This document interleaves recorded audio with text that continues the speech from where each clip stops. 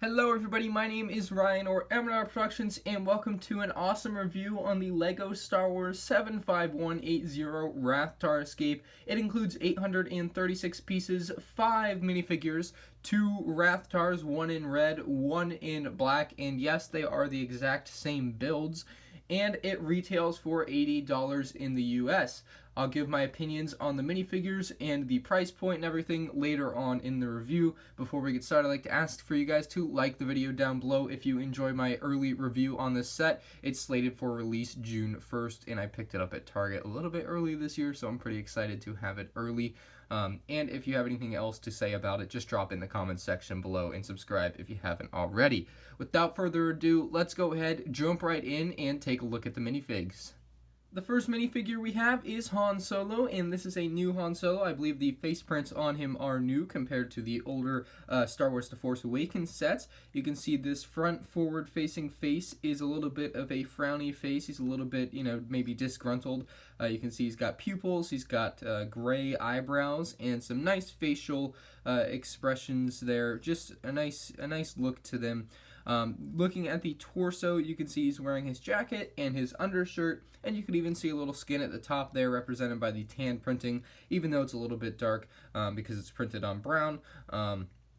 It represents the skin because the collar is opened, which is nice. And then looking at the belt area, you can see LEGO has printed a belt onto the waist, and then down below there's a bit more detail. You can see that there, just a little bit more printing on the legs. If you move him to the side, you'll find no arm printing on either side, but he does come with a small LEGO blaster, which is nice. And then looking around back, you can see some wrinkles on his back, just to represent the back of his jacket. If we take a look at his other face, you'll see that the expression is a bit different. And switching the heads around give Han Solo a more fierce look, more battle-ready, battle-cry type face, so he's ready to fight the Rathars, which have just escaped. So it's a pretty neat face. I definitely like this one, but I think I'll leave the other one on as a resting face. This one kind of scares me a little bit, to be honest. Next up, we have Chewbacca, and this is not a new Chewbacca minifigure as far as I'm aware, although it is an absolutely stellar looking minifigure. The newer LEGO Chewbaccas are absolutely amazing. You can see this one is no different. The printing on it lines up perfectly almost always, and it just looks really, really good. You see it has some leg printing. If we remove his head torso piece, we'll see that there's nothing underneath. It's just a blank brown torso. And he comes with the coolest of the stud shooters, which is a bowcaster stud shooter, and it shoots off pretty easily. All you have to do is push down on the gray thing, which I'll do for you. And the other cool thing is that the bullet inserts horizontally instead of vertically, so it's kind of a cool way of doing it. And we'll just go ahead and shoot it right here. All you have to do is push down on that, and it will go flying off into our set. So a pretty neat bowcaster, very, very, very cool. It's got these on the side. I mean, it's just a very, very cool bowcaster, and really, if you don't have one, this is going to be, I believe, the cheapest set you can get it in, because I know it also comes in the Millennium Falcon, but that's the only two sets that I know it comes in for sure. So let's go ahead and move on to the next minifig. This is Bala-Tik. I believe he's the guy that confronts Han Solo and says, "Tell that to Kanja Club" in the Star Wars The Force Awakens, and he's got a very nice, fierce face on him. It looks like he's got some bags around his eyes. He's got a nice, scruffy-looking beard and a small mustache above his mouth, if you can see that. He does not have a nose, which is pretty funny. I never even noticed that. None of the minifigures have noses. His torso printing is pretty neat. It's a nice pattern going down to the legs as well.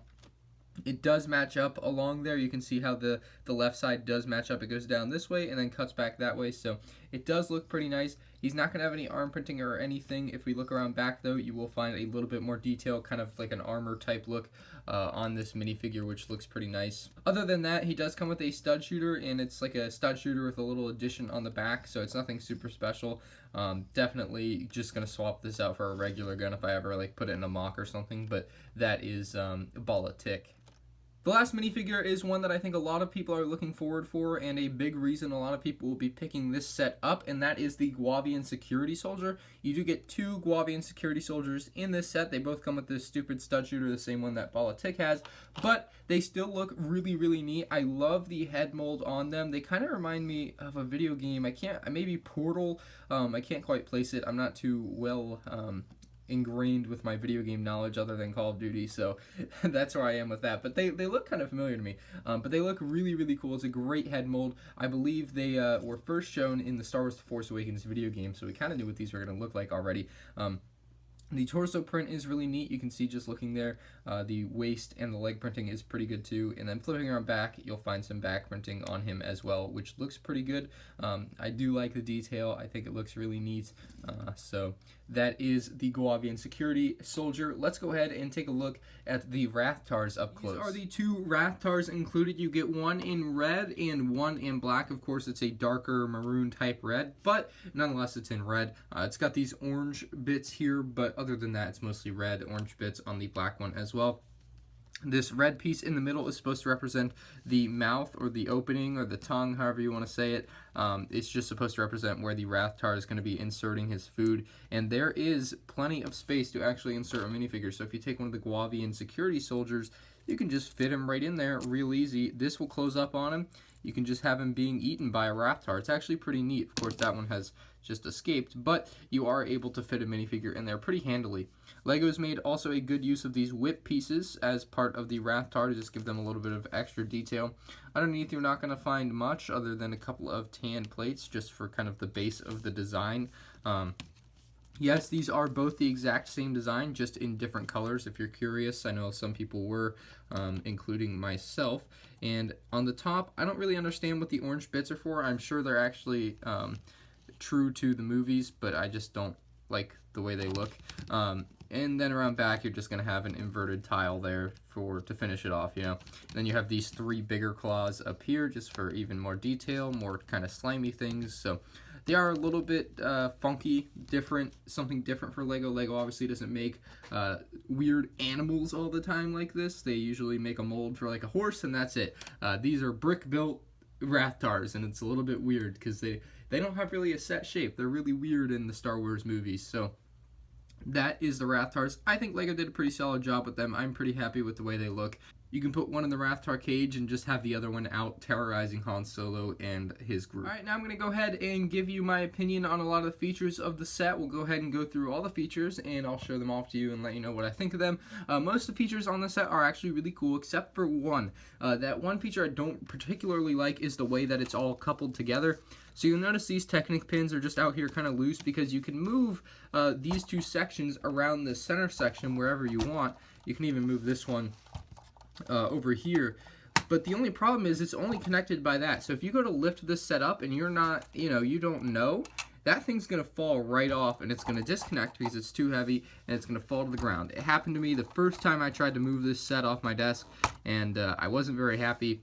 This one's held in by Technic pins, but obviously it's not held in much stronger. You can see that it has a little bit of give to it, but we'll leave that in there. It's just held in by Technic pins, so you can move it around too if you really want to. Other than that, we'll start over here with the features of this part, and you can see that is a pretty nicely designed section. It's built in three sections, so we have this section, the middle section, and then the Rathtar cage, so we'll start out over here. LEGO has tried to recreate the hallway type aspect by making these bits here, and they just kind of go across. So it allows you to have an open access, but still create kind of the hallway feeling that is obviously there when they're trying to escape the Rathtars. So I like that. There's a bit of orange studs there for a little bit of detailing as well. Underneath, you're going to have space for your minifigures, and that's where you're going to be able to have a minifigure, pop up and look through this hatch here and see if anyone, or any Rathtars more specifically, are out and about. So we have Han Solo seated beneath the Rathtar escape set. We'll close up the hatch, and then we'll be able to have him reveal himself through the top. All you have to do is spin that knob right there, and we'll spin it, and you'll see that what happens is he pushes his way through, and he can peek up or possibly shoot out, but mostly he's just going to peek up, and if we close it back up, I'll give you another view of this. He just peeks up and down, and he could just finally blow it the whole way open if you really want him to. So that's up to you, but it's a pretty neat little feature. You can see LEGO's also made good use of these coffee mugs here, but in translucent colors, just as more details on the inside of that area. There's another cool thing here. These control pads are commonplace. You get 3 of them, and they're printed, so they're actually really nice. control pads on this Lego set that I do like. Obviously, the door design looks pretty neat. I like that they've gone with these pieces to make it look very triangular.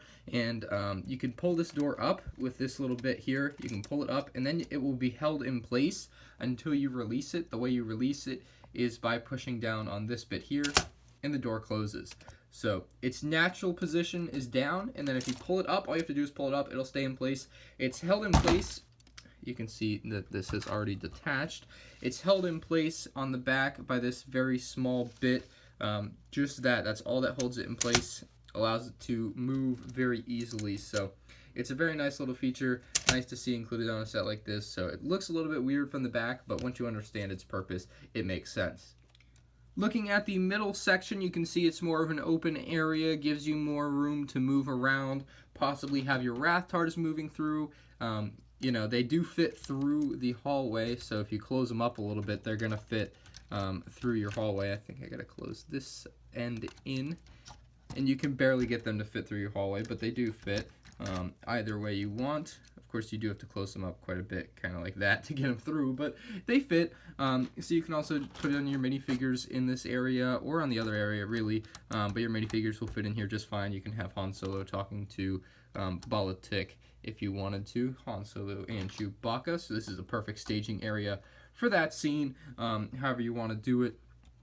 A few red translucent grill pieces here, and they are the grill pieces. You can see that just add a little bit of pathway detail, really. Again, the design here is pretty nice. You can see, looking underneath, we're going to have a bit more ability to play down here. You can have minifigures crawling underneath, like Rey or Finn from other sets if you want, and really Rey was the only one down there, I think, and you can have her crawling through, trying to find the control panel to open up this, which we'll get to, or she will open up this. She was really supposed to open up the door or something, but she kind of messed up. There isn't really another feature of this middle section other than that, you know, you can pull the bits off and rearrange them however you want. It's not really gonna do much for you. It's got the pathway things, so it looks like it's a pathway. But other than that, it's pretty simple, nothing special underneath or at all, so you can just reconnect everything up to this middle section though if you want. In closing, I'd like to say that this set is definitely worth $80, but I don't think you should pay $80 for it. I think you should wait for it to go on sale. It's not a set you need to go out and get day one like I did.